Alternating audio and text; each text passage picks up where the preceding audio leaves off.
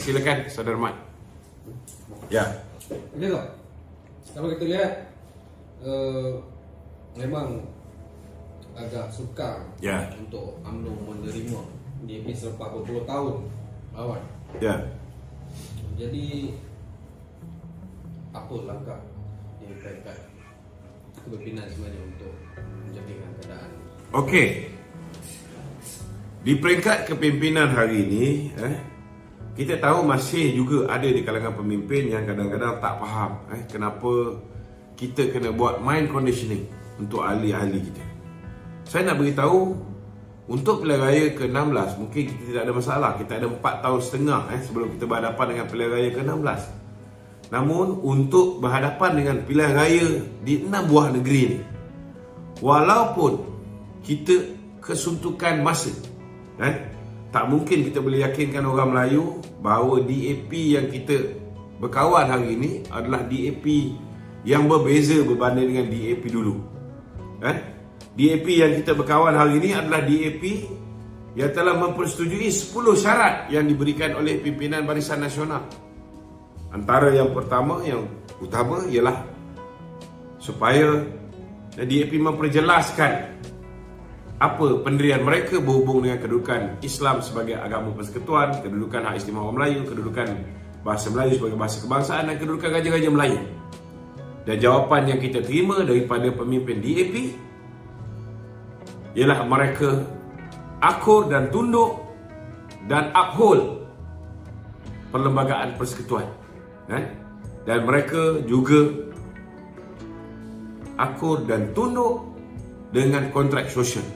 Ini berbeza dengan pendirian mereka sebelum ini, yang lebih menitik beratkan konsep Malaysian. Jadi ini kena jelas, kena jelas bahawa bila kita nak bekerjasama dengan Pakatan Harapan, soalan pertama yang kita minta mereka bersetuju selain daripada 9 persoalan lain, yang pertama itulah dia, dan telah pun dipersetujui oleh kepimpinan DAP. Jadi hari ini, suka tak suka, usaha untuk yakinkan akar umbi UMNO untuk memastikan bahawa semua calon daripada kerajaan perpaduan ni kita kena sokong. Tak kira datang daripada parti mana, harus melibatkan keseluruhan pimpinan. Jadi pimpinan ni, bagi saya, langkah utama, pimpinan kena faham kenapa hari ini kita tak mampu untuk membiarkan ahli kita memboikot satu sama lain.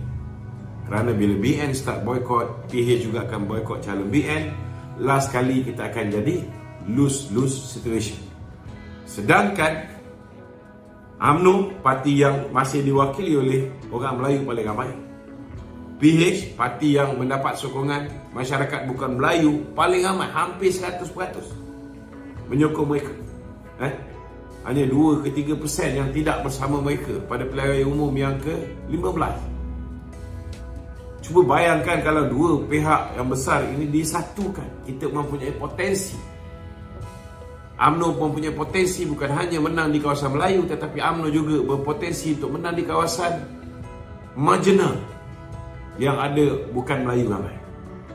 PH juga berpotensi untuk menang bukan hanya di kawasan bukan Melayu dan Melayu bandar, tetapi mereka juga berpotensi menang di kawasan luar bandar Melayu.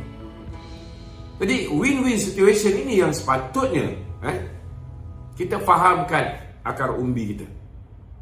Dan dari segi masa depan parti, masih lagi ada yang tak faham kenapa UMNO perlu membuat keputusan bersama dengan PH berbanding dengan PN.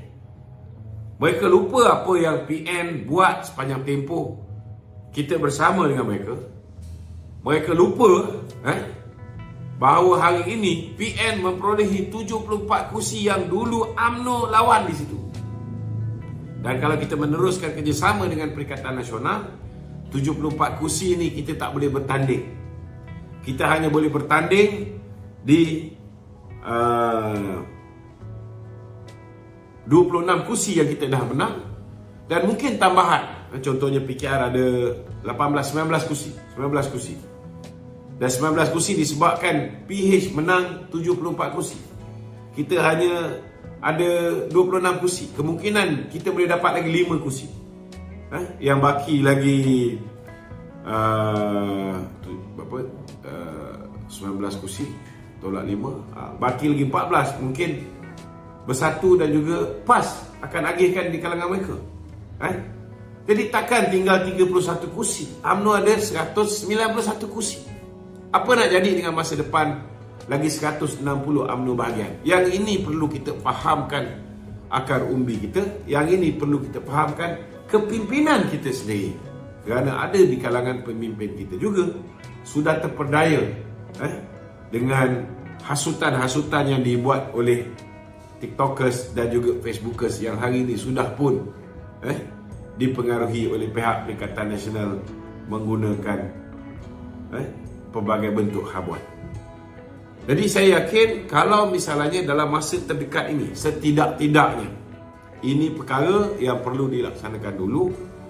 Dan dalam masa yang sama kita di peringkat komunikasi, kita dah mula buat program secara bersama dengan rakan-rakan Pakatan Harapan.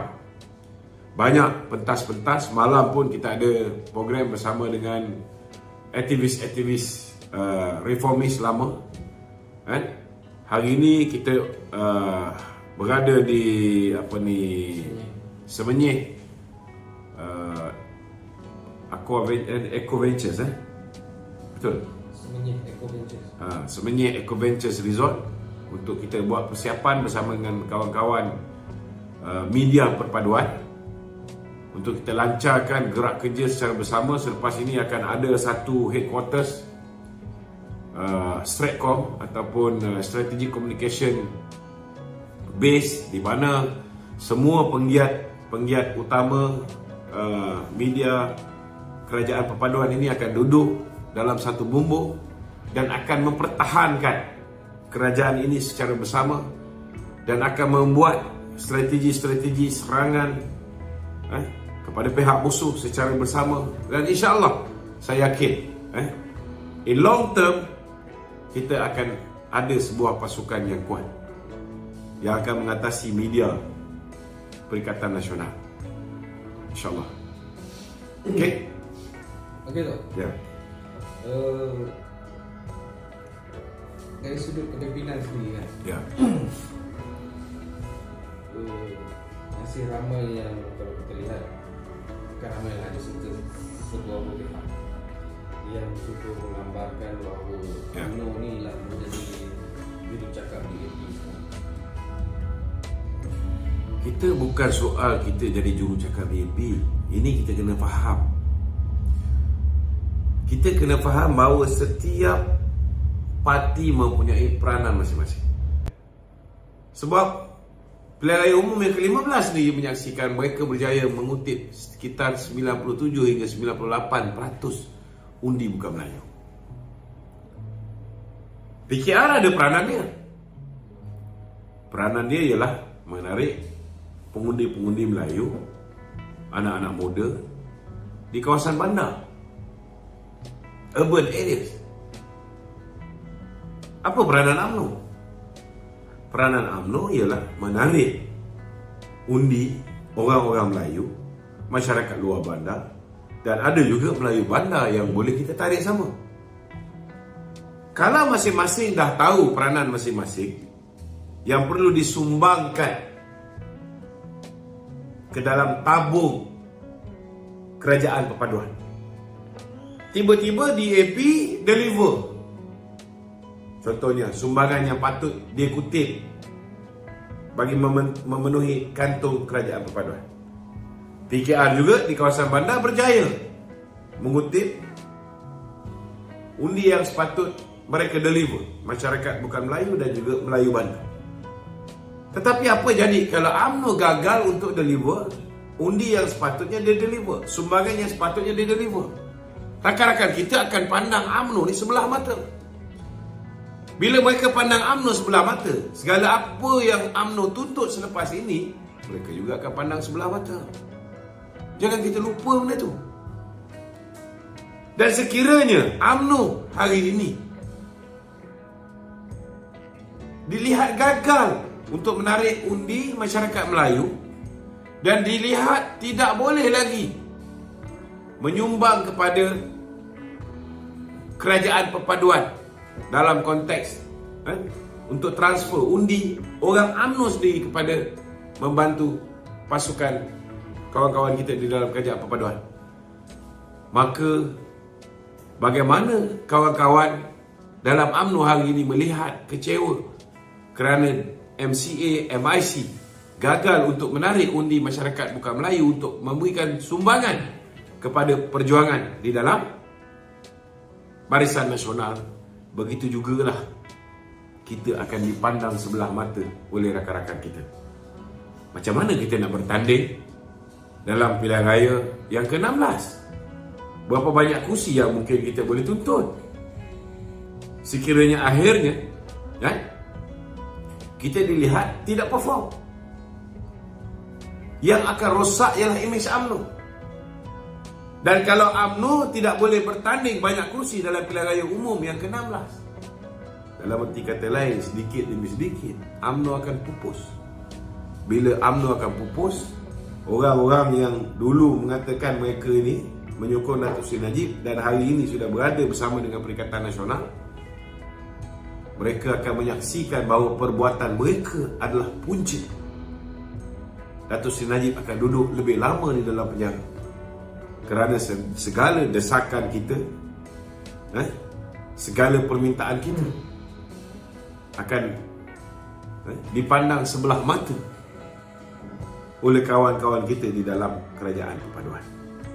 Silap hai bulan, kawan-kawan kita pun boleh tinggalkan kita dan boleh memilih untuk pilih PAS yang boleh deliver undi Melayu bersama dengan mereka. Ini jangan kita pandang enteng.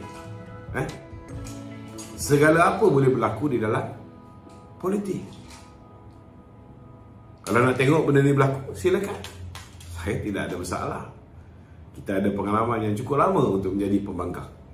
Dan saya lebih yakin, selaku pembangkang, peluang untuk menguatkan UMNO jauh lebih cerah berbanding kalau kita berada di dalam kerajaan. Sebab bukan senang. It's not an easy task untuk counter isu-isu berkaitan dengan kerajaan. Dalam keadaan kerajaan hari ini memikirkan banyak cara bagaimana untuk diversify our source of income, bagaimana untuk melakukan penjimatan semaksimum mungkin, bagaimana untuk mengelakkan ketirisan semaksimum mungkin. Sudah pasti banyak projek-projek mega terpaksa dihentikan. Sudah pasti banyak peluang-peluang perniagaan yang patut kita boleh bagi kepada kontraktor-kontraktor Bumi Putra kita. Akhirnya akan menguncup peluang ini bila mana dana negara habis dibelanjakan oleh Mahathir Muhyiddin dan rakan-rakan yang sewaktu dengannya dulu. Kita mewarisi sebuah kerajaan yang sakit. Untuk pulihkan kerajaan yang sakit menjadi kerajaan yang kuat bukan satu perkara yang mudah. Itu sebab kawan-kawan kena faham kenapa kita kena pastikan bahawa UMNO mesti deliver undi orang Melayu untuk membantu kerajaan perpaduan. Ini penting.